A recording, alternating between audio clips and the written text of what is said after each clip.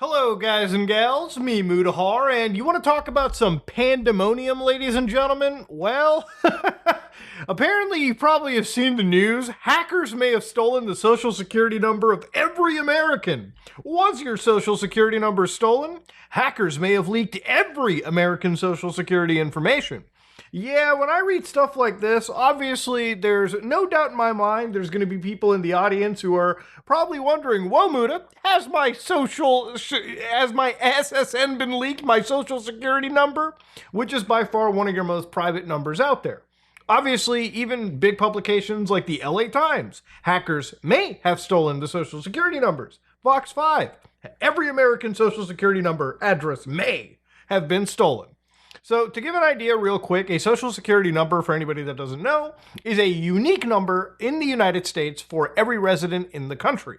So kind of like in Canada, we have something known as a social insurance number. And typically this is like a 9-digit number that everybody has as a citizen or permanent residence in the country. So quick example, when I pay tax every year on my personal name, I'm not sending it identifying myself as my name usually. I identify to the revenue agency as my social insurance number because that's a unique number that is only attributed to me. No two different people in the country can have the same social insurance number or the same SSN number. It's one of the reasons why you have to be pretty careful about it. And sometimes even the government will tell you, you don't have to provide this to anyone if you don't need to. Now, of course, ladies and gentlemen, with this being leaked, apparently 2.9 billion records have been leaked out.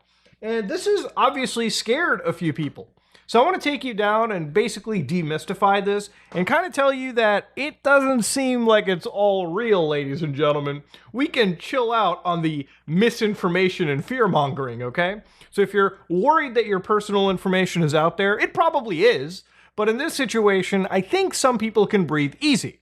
So, what had happened was August 6th, this post gets made on a massive hacker forum, National Public Data Full Database 2024. Now, this one hacker known as Fennis basically said, "Greetings, I'm here to inform you that the full NPD database has been breached by SXUL and it's now available to download." So there are two links in this whole situation, and obviously I'm blurring them out because I don't want to be sharing any leaks, even if they're unverified or verified or whatever. I don't know how that plays with YouTube's TOS, probably not that well. But obviously they give these two links, and these two links are, we're talking like 30, 40 gigabytes or something. The password, obviously they provided it. The format is in a CSV, and when you unpack it, apparently it's 277 gigabytes uncompressed, okay? They've even said in one of the URLs that the FBI can suck their genitalia, okay? It is what it is with these hackers. And obviously a quick sample will show you that it's got multiple line numbers. So for instance, they'll bring you several names and they'll give you the address. They'll give you their city. They'll give you their state code, the zip code, and then of course, the social security number at the end. So obviously I'm blurring and censoring all of this key information out. But to give you an idea, there are certain people that have multiple entries in this list. And obviously they'll have multiple entries because they might change an address, they might have multiple properties, but they'll usually have a similar exact social security number address. So how much would this hacker group, how much would this one hacker charge for such a delicious, juicy database? Apparently around 3.5 million US dollars is what the asking price is on this hack. Now, has anybody bought it yet? No, I don't think so. But a good chunk of the information appears to just be floating out anyways, so if you are in the space of purchasing this stuff, probably wouldn't be worth it. Now, one thing I want to stress off by saying, when it comes to hackers, right? The reason why these leaks make the news is because somebody looking at this will be like, oh my God, my information's out there. Now comes the next step, which is verifying if this information is even actually accurate. And that involves downloading these data sets, picking through them, and seeing that, hopefully they contain some pretty accurate information. Generally, the best case is if you can find yourself in this and see if all of the attributing information actually matches.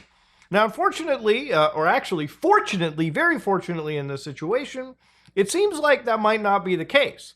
Now, one person, Troy Hunt, who basically runs and operates the website Have I Been Pwned, where you can put in your email address and check if you've been in any data leak, so you can start changing passwords and shit. He basically looked and found that, yes, there is in fact his email sitting around. But what he also claims is none of the other data that he censored is actually his data. So sometimes you'll find your email address or one identifier, like I'll find my email address and then it'll just be some random address or a random social insurance number that's not even mine, therefore making me question the validity of this data. Now, obviously, sometimes mistakes happen and some data can actually be relatively legit. But I guess the question now that some people will ask is, but Muda, where did this massive 2.9 billion record leak come out? Well, apparently it came out from a data broker known as the National Public Data. So nationalpublicdata.com, if you look at them, they do XML API data services, so criminal records, background checks, and more. Our services are currently used by investigators, background check websites, scumbags like data resellers. I mean, well, let's be honest, most people on this list are just scumbags. Mobile apps, applications, or more. So if you go to their About section, you'll find out that a website like this, I love the Shutterstock images, bro. Like, I don't even know if this is AI or just a group of models. Many different businesses use our services. All of our data is updated regularly. We guarantee freshness and quality. Dog, am I ordering data or food? I can't tell. Search billions of records with instant results, and many searches are a no-hit, no-fee.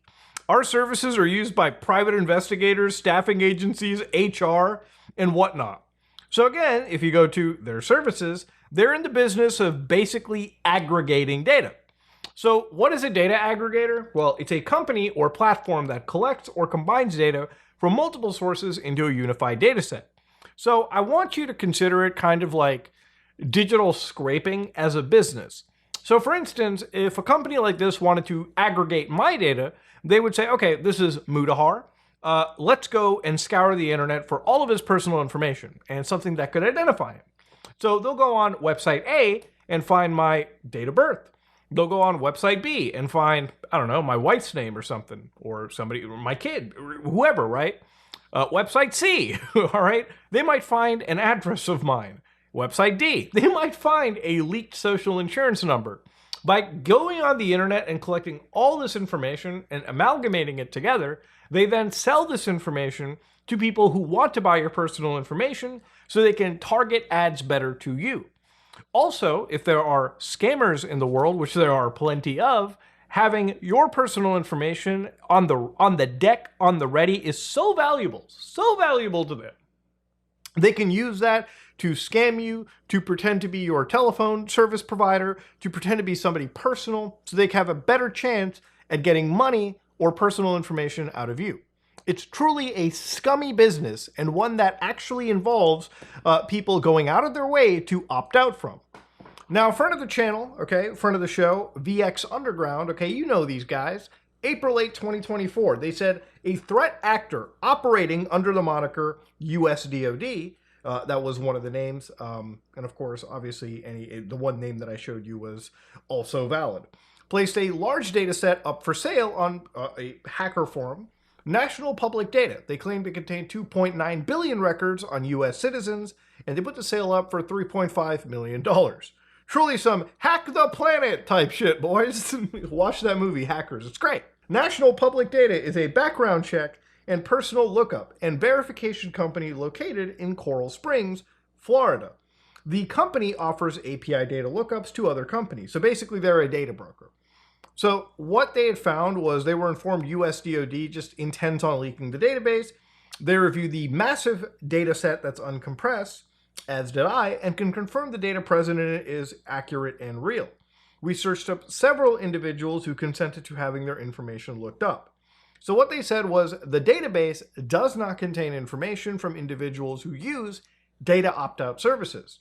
And of course, people who did not use data opt-out services and resided in the United States were immediately found. It showed their first, last name, address, address history, and their social security number.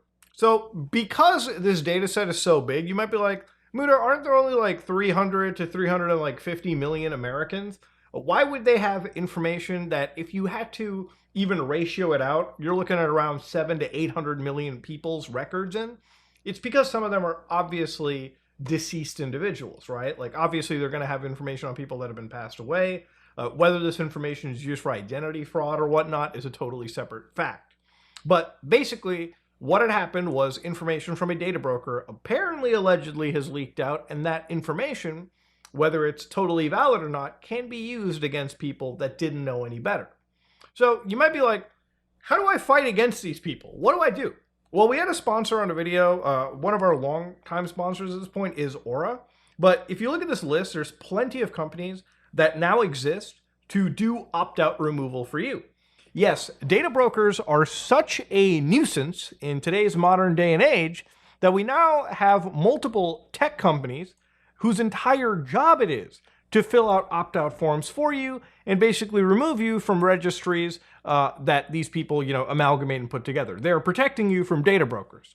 So you got companies like Optory, PrivacyBee, Incogni, IDX, Canary, DeleteMe, Mozilla Monitor, and of course, Aura. So obviously, depending on which option you go with, they'll give you different things. But yes, an opt-out service will work in your favor to get rid of your information from as many data brokers as they possibly can. And to give you an idea about data brokers, obviously even back in like 2018, one data broker known as Exactis had this situation, a data breach. So what they said was, how did Exactis have around 340 million records in the first place? According to McAfee, all right, God rest, the Florida-based marketing firm collects and trades consumer data in order to refine the accuracy of targeted ads. So precisely what makes this breach so crucial, as the information exposed is highly personal. That could contain phone numbers, home email addresses, informations, number, age, gender. But point is, this is apparently the cause of a data broker having their information allegedly taken from them. Now, I don't believe Public Record has made any statement in this situation at all. I'm not even connected to their actual newsletter. But to give you an idea about opting out, if you go to their website, at the very bottom, you see under About Us Services, the opt-out section. You actually have to go to these scumbags and fill out their actual, opt-out request right here. So depending on which state you're in, you have the right to request that we delete personal information. And you got to send a whole email to them or call their 1-800 number that I'm pretty sure is going to be timely answered, and walk your way out through it. Imagine having to call your digital stalker, each and every single one of them, and getting your information taken out. It's a nuisance. It is actually annoying. Now, whether this information actually came from NPD, well, that's, again, like I said, yet to be confirmed. They haven't made a statement. But at the end of the day, based on, again, the people present in this, wherever this information came from, it is more likely that it came from some data broker, okay? Who that person is, we have no idea. But again, that doesn't mean that the lawsuit wing of America doesn't get to operate. Obviously, America is land of the brave, home of the free, home of the lawsuit, whatever you want to call it. There's been a lawsuit filed from one plaintiff against Jericho Pictures doing business as the National Public Data, an individual on behalf of all others similarly situated. So it looks almost class action at this point. In fact, it is, according to the introduction. So what they said was, defendant Jericho Pictures is a background search company that many businesses use to obtain criminal records, background checks via XML integration. So upon information and belief, plaintiffs and class members are not current or former customers, but are individuals who had the misfortune of having their personally identifiable information targeted, mined, and scraped without their consent. Now, this is such a hazy part in America, and obviously why you need strong privacy laws, because what this company is doing is not necessarily, like, I don't even think it's illegal. Like, obviously these data broker companies exist in the US and they can just freely operate, and of course they have to abide by opt-out requests, but what they're doing, unfortunately, isn't really an illegal practice, as sad as that sounds. So what they said was, while no details have yet been revealed by defendant as to how or when the data breach occurred, upon information and belief, a cyber criminal group by the name of USDOD gained access to the networks prior to April 2024 and was able to exfiltrate the unencrypted PII of billions of individuals. Unencrypted is actually really, really important as well too. Like, It always sucks when a breach happens, but it also double sucks when the breach is, there was no like protection of anybody's like information at all. It's just fucked. Anyways, they said in April 8, 2024, a criminal gang entered the national public data and basically alleged to distribute 2.9 billion individuals. And again, it's not individuals. These are just like rows of data. In some cases, there could be like 9 rows, but they're all the same person. So it's factually incorrect to say that this is actually 2.9 billion individuals. It's probably far less, but it's still a lot that we're going with. So what they're actually seeking is to adequately protect the PII of plaintiffs, warn plaintiffs of inadequate information security practice, and effectively secure hardware containing those protected PII using reasonable and effective security procedures. Now, I'm going to be honest, I did not expect a lawsuit this quickly, but, you know, it is America, okay? Land of the lawsuit, I guess. Now, at the end of the day, whether this is from this actual organization is still yet to be confirmed. Whether this is a actual, like, leak is yet to be confirmed.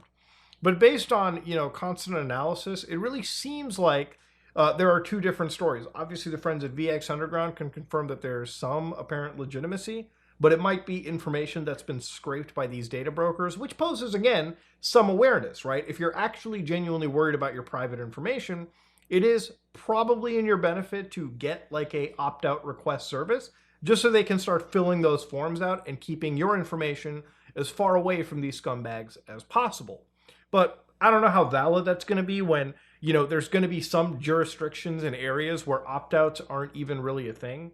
So at the end of the day, they can minimize your exposure as much as possible, but I don't think any of these services can outright eliminate it, as sad as that sounds, again. The other thing is, obviously, with this kind of a leak, there is Troy Hunt who says that he's seen his email, but also not their information around there. I, obviously, not being an American with a social security number, can't jump in and verify myself. But, you know, you got 2 kind of stories over here. But it really seems that if there is some legitimate information floating around, there is a possibility for people to have a leak. And it is something for you to kind of worry about. But I think, if anything, it's best to just change your passwords, you know, resecure some of your accounts.